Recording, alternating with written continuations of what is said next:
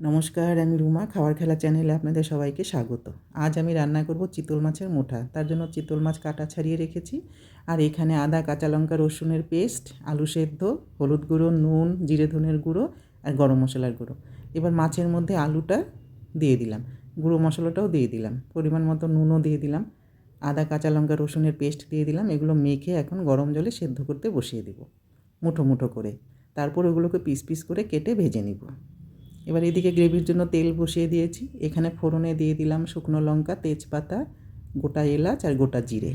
আমি কিন্তু গ্রেভিটা আলু দিয়ে করব, তার জন্য আলু সেদ্ধ করে রেখেছি। ফোড়নটা সুন্দর গন্ধ বেরিয়েছে, তখন আমি সেদ্ধ আলুগুলো দিয়ে দিলাম। আলুটাকে কিন্তু খুব সুন্দর করে লাল লাল করে ভেজে নিতে হবে। আর আমি কিন্তু অন্য কড়াইয়ে কিন্তু মুঠাগুলোকে ভেজে নেব, সেই তেলটাও কিন্তু গ্রেভিতে দিয়ে দিব। এবার দিয়ে দিলাম পরিমাণ মতো নুন, আদা, কাঁচা লঙ্কা, রসুনের পেস্ট আর জিরে ধনে তো বাড়িতে গুঁড়ো করি, আমি কিন্তু সেই গুঁড়োটাও কিন্তু জল দিয়ে একটু মিক্সিতে পেস্ট করে নিই। তার মধ্যে লঙ্কার গুঁড়ো, হলুদ গুঁড়ো দিয়ে রেখেছিলাম, সেটাও দিয়ে দিলাম। এবার এটাকে খুব ভালো করে কষিয়ে দিতে হবে।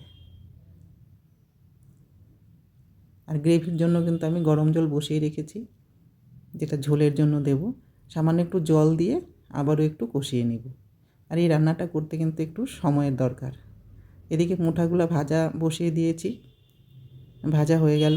এদিকে গ্রেভিটাও কষানো হয়ে গেল। এর মধ্যে আমি পেঁয়াজ কুচি ওই যে মুঠাগুলো ভেজেছি তার মধ্যে ভেজে দিয়ে দিলাম, কারণ আমার প্রচণ্ড তাড়া ছিল, পেঁয়াজটা আগেই দিতে হতো কিন্তু আমি ভুলে গেছিলাম। যাই হোক, ওই তেলটা আমাকে দিতেই হতো, সেই তেলে ভেজে দিয়ে দিলাম। আর একটু জল দিয়ে এখন পেঁয়াজের সাথে মশলা, আলু সব একসঙ্গে ভালো করে একটু কষিয়ে নেব। অসাধারণ টেস্টি হয় এই রান্নাটা। রান্নাটা করতে কষ্ট হলেও কিন্তু ভালো লাগে রান্না করতে। আর আমি যেহেতু রান্নাটা করতে ভালোবাসি, আমার খুব ভালোই লেগেছে। এবার দিয়ে দিলাম ঝোল। যেহেতু গরম জল দিয়েছি, আমি মুঠাগুলো সঙ্গে সঙ্গে দিয়ে দিলাম। ঝোল ফুটে আসলে এর মধ্যে আমি দিয়ে দিব কাঁচা লঙ্কা আর গরম মশলার গুঁড়ো। আমার যদি কোনো ফুল রেসিপি যদি ফেসবুকে কেউ দেখতে না পারে, তাহলে কিন্তু তারা ইউটিউবে লিংক দেওয়া আছে, ইউটিউবে দেখে নিতে পারবে। একটু দেখাই, আমি মুঠাগুলা একটুও কিন্তু ভাঙিনি, খুব সাবধানের সঙ্গে রান্নাটা করেছি। আমার রান্না প্রায় শেষ হতে চললো।